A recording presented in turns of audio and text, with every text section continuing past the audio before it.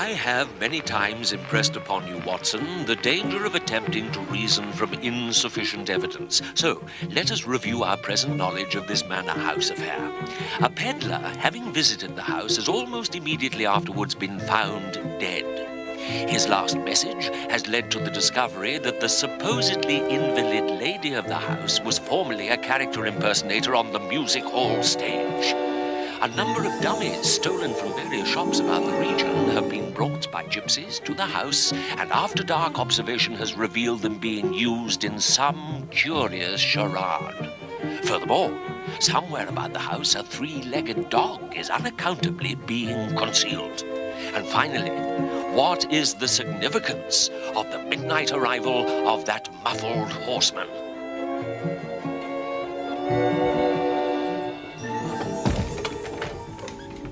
All right, if I come in for a moment. Tom Hudson, what are you doing here so early? I brought this for young Sherlock. He asked me to get it for him in London. And I brought this for you.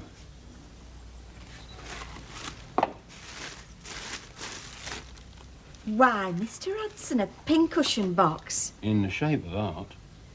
So I see. And inside a little billy do. Mr. Hudson, really? It's a fresh appeal to you, Liza Ann, to marry me and become Mrs. Hudson. I will, Tom. I've already said I will. Ah, but when? No, we have no reason for any further delay. Not now I have the little house my mother left me in Baker Street. You'd be happy there, I know you would. I mean, it lies at the very heart of the empire, and within a few miles of no less than 7 mainline termini. I mean, you couldn't be more convenient. So when's it to be? Just give me 3 or 4 more days, Tom, and you shall have your answer. Mr. Hudson, I hope you have a very good reason for being in this kitchen. Indeed I have, ma'am. The very best. Plain good heartedness. I brought that package from Mr. Sherlock as bid. I'm just leaving. I have to visit the landlady of the Black Horse, whose sister in the Pentonville Road has entrusted me not only with a message, but with a birthday gift of some value. Good day, ladies.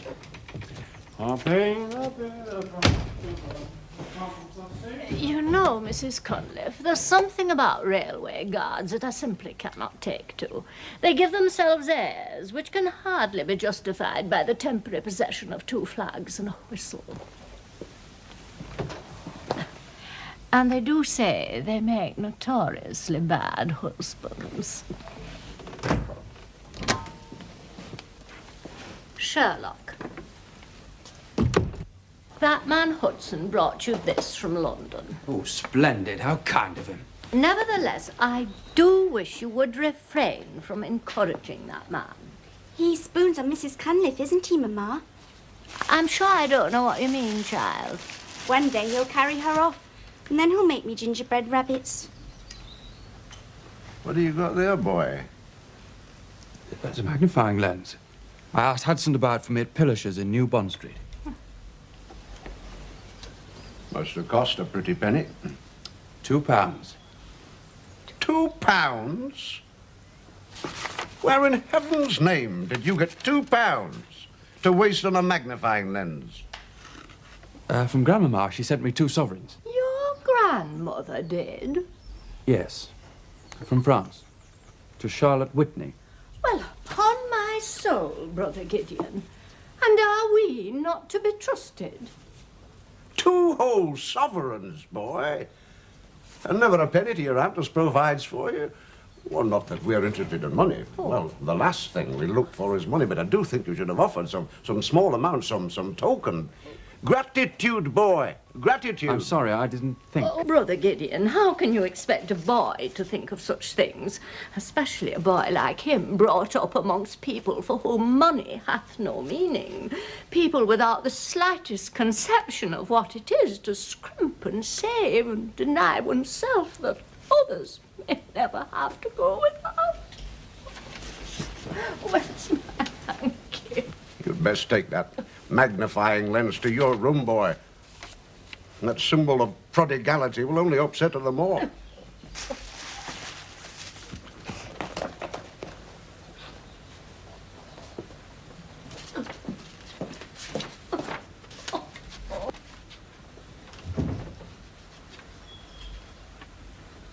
hope she doesn't want her smelling salts. I gave them to the goldfish. I wonder what time the professor left last night. It was after 3. I heard the clocks. Oh, I must have been deep in the land or not by then. Chatting away to Jasper for hours he was. Thank you. And he's arranged for that there Moonshee to come here sometime today. Put me through my paces all right, he will. You've got absolutely nothing to worry about, my dear. Well, here's hoping. I say, Henry. What? You really was in India, wasn't you? Yes. Why? Well, why'd they call this fella a Moonshee? I mean, what exactly is a Moonshee? Oh, it's native lingo for a secretary or language teacher. That's all, nothing special. Don't let him worry you, my dear. I'll try not to. But I won't half be glad when it's all over. Oh, me too, Bessie. Me too. I passed the remainder of that wretched morning alone in my room. Despite the trouble it had caused me, I was immensely proud of my beautiful new magnifying lens and spent much time in a detailed examination of the objects on my dressing table. Among these, by the purest chance, there happened to be that unusually large rose thorn which I had discovered on the floor of my hideaway in the woods where Natty Dan had died. Suddenly, viewing it through the glass, I became aware of something puzzling about its appearance.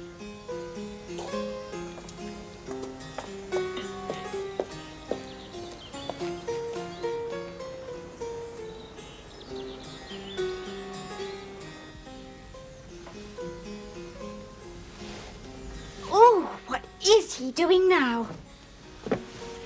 He's picking things off your roses, Mama. Off my roses? Who is? He is. He's bug hunting. He'll have boxes of beetles in his bedroom, I shouldn't wonder. Well, I'm not going to stand for that.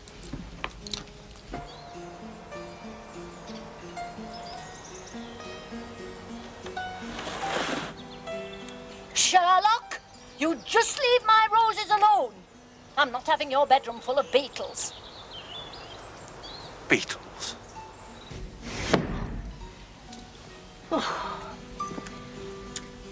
Why does that boy always look at me as though he doesn't understand what I'm talking about?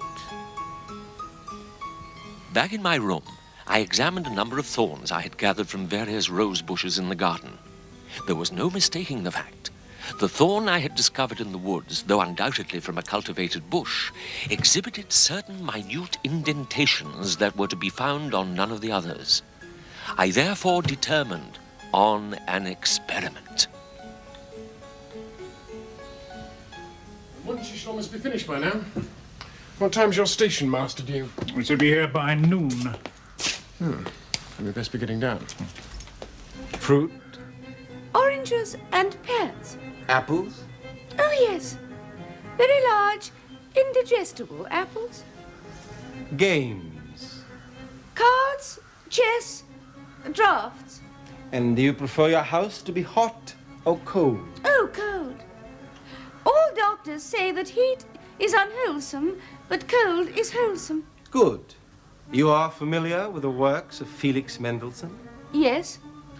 Are there any of his songs that have a special appeal for you? The Pilgerspruch. Lass dich nur.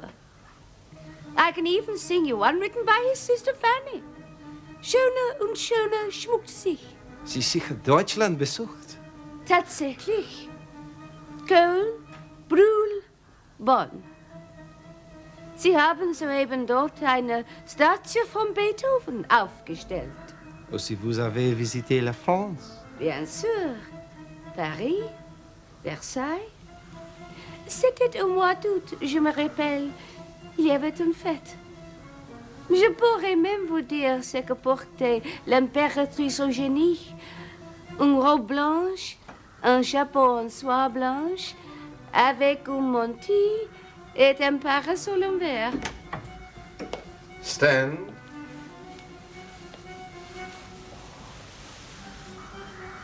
Sit. Now rise and walk towards the door.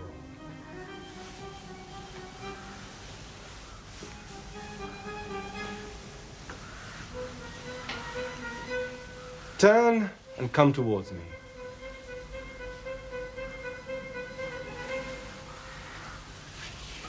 I see that the Queen's rheumatism has become progressively worse. Excellent. Excellent. Her command of the languages is truly amazing.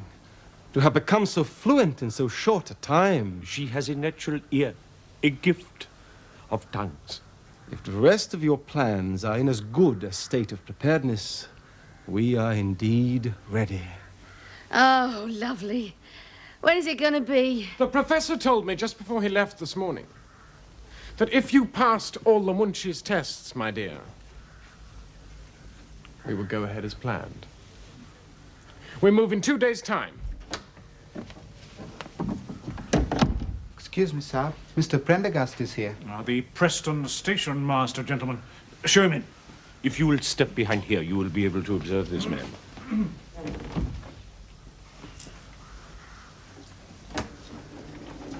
Mr. Prendergast, sir. Ah, Prendergast. Good to see you, old chap. You've met my young nephew, Jasper. Yes, of course you haven't. Mrs. Turnbull, you know, of course. Good day, Mrs. Turnbull. Mr. Prendergast? I do hope you're feeling a little better than when we last met, Mum. Much the same, I'm afraid. There is, alas, no cure for long years spent in an inhospitable climate. I blame myself. We should have come home years before. One doesn't think. However, I invited you here because as a fellow lepidopterist, I thought you might like to see some superb specimens that arrived a week or two ago from India. Oh, how marvellous. I'm not very well up in the Indian species. Well, come, I'll show them to you.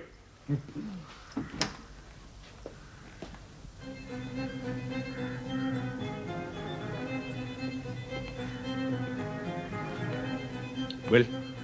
Yes, I shall know him when I see him again. Then it will not be long. It will soon be home. And the blood of our forefathers will not have been spilt in vain. Do you know, that confounded Captain Chumley turned up at the office again this morning. I was forced to sneak out the back door to avoid the man. I've not the slightest sympathy with you, Gideon. You brought the whole thing entirely upon yourself, promising to give him a subscription to that military magazine or whatever it is he's going around with. Nevertheless, he should not pester. He should be able to take a hint. I have been out to that man on no fewer than 3 occasions now, and still he calls his plain bad manners. Well, this is too bad. Where is that boy? And where is Mrs. Cunliffe? You might have a word with her, my dear. You know I like to have my luncheon on the table sharp at 1. Oh, Mum, come quick. I've just been up to fetch Mr. Sherlock and there's something ever so wrong with him. He's ill, Mum. It's all right, Mrs. Cunliffe. Keep calm. I'm coming. You two stay where you are. I'll send for you if I need you.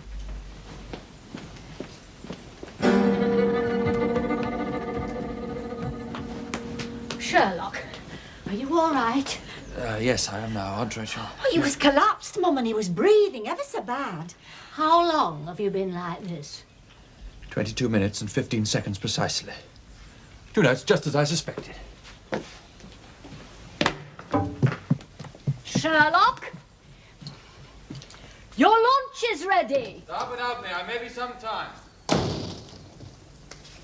You just wait until he gets home. I shall have a word or two to say to our young Master Sherlock.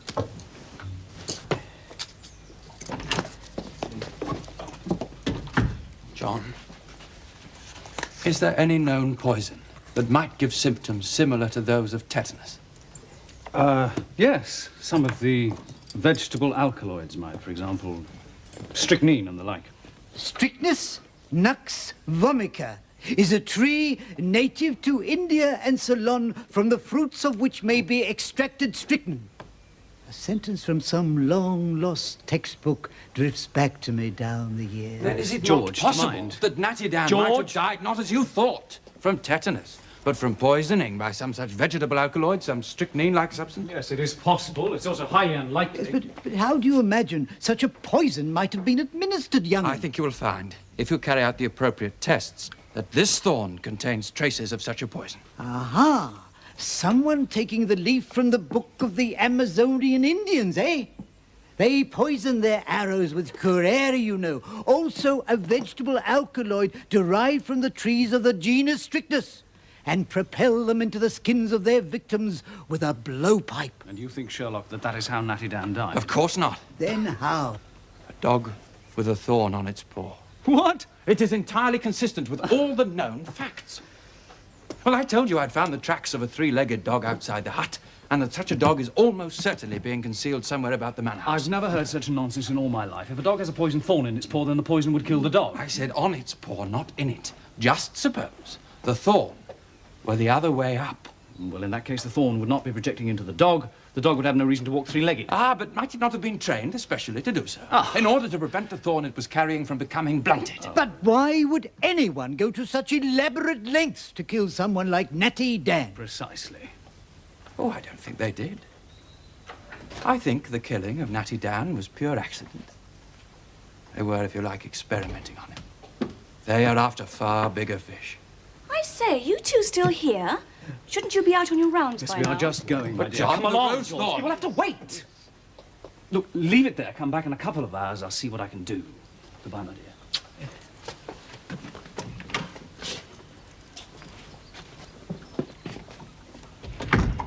Sherlock, have you written to your grandmother yet, thanking her for that money she sent? Not yet. But I will. I got into the most awful hot water over that, you know. For not handing it over to Aunt Rachel for my keep. But why should you do that? Your grandmother sends her a very generous monthly allowance for the purpose. She sends her money. Are you sure? Yes, of course I am. Thank you. Thank you. That puts rather a different complexion on things. In here, Sherlock. I want a word with you. And I with you, Aunt Rachel. I will not tolerate your leaving this house as soon as a meal is about to be brought to the table. It is surely not too much to ask. So long as you choose to accept the hospitality of this home, you show us some little consideration. And do not willfully and continually disrupt the routine of this household. Perhaps equally, Aunt Rachel, it is not too much to ask that you be honest with me. And what exactly do you mean by that? You receive money, ample money, for my keep. My grandmother sends it to you regularly from France. I am not living on your charity, yet I am frequently made to feel like an urchin from the ragged school here only on sufferance. Oh, Sherlock, you poor dear boy. You can't surely feel like that. Why, I do my very best to make you feel wanted, to give you a mother's love and affection, to give you a good home, to make you feel part of a real family again. It's too much. That is the second time, boy, today that you've reduced your aunt to tears. I'm sorry, I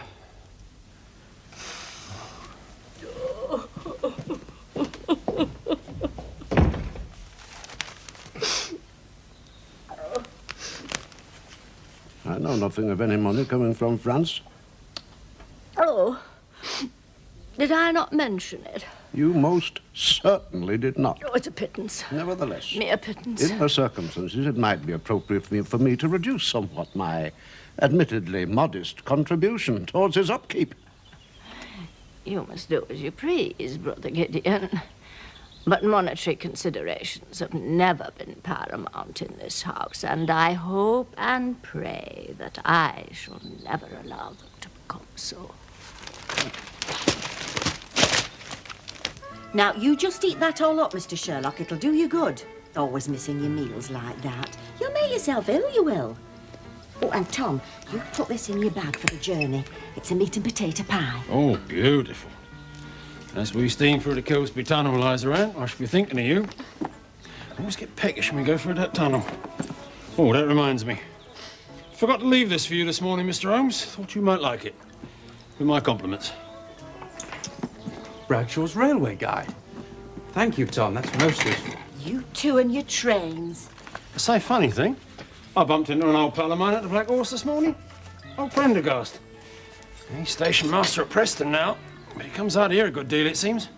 Great friend of that Colonel Turnbull up at the Manor House. Did this station master say he'd been up at the Manor House today? Yeah, he did. Just come away. So, Tom, another piece falls into place. 3 o'clock. I must be off.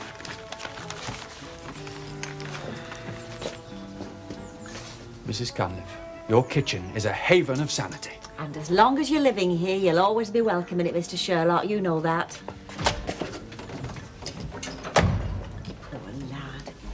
You know, sometimes I feel so sorry for him. Well, I suppose that gives me my answer, doesn't it, Liza Ann? About becoming Mrs. Hudson. All in good time, Tom. I couldn't let him down. But it'll not be for long. You'll see.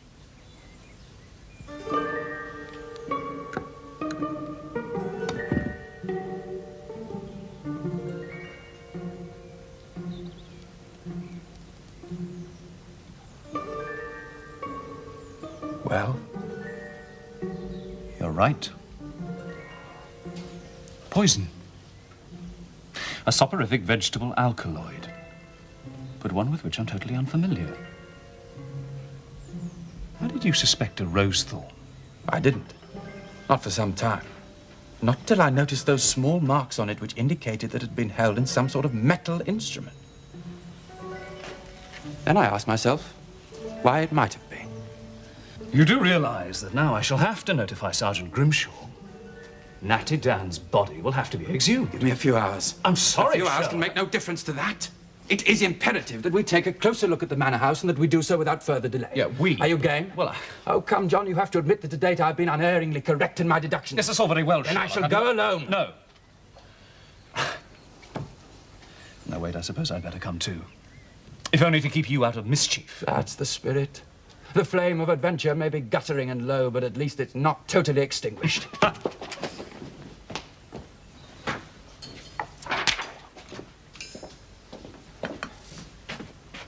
What are you doing now? Writing a note to Charlotte. She'll want to know where I am.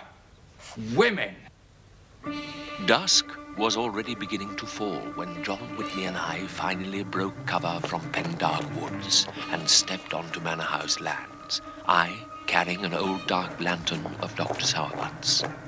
There appeared to be no sign of life, either at the house or in the grounds, and the silence was eerie as we sprinted for the shelter of the old coach house.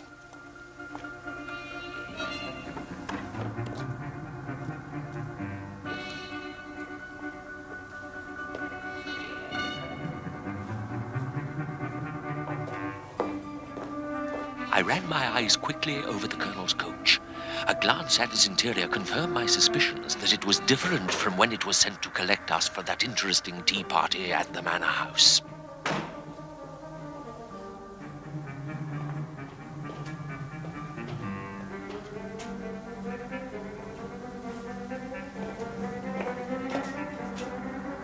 Sherlock.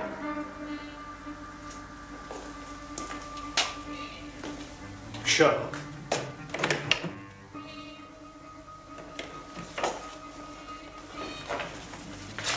Looking for me. Where were you? I have not moved out of the coach. You see, it has, as I expected, a false bottom. Smuggling? In manner of speaking, yes. Somewhat cramped, too. Come on.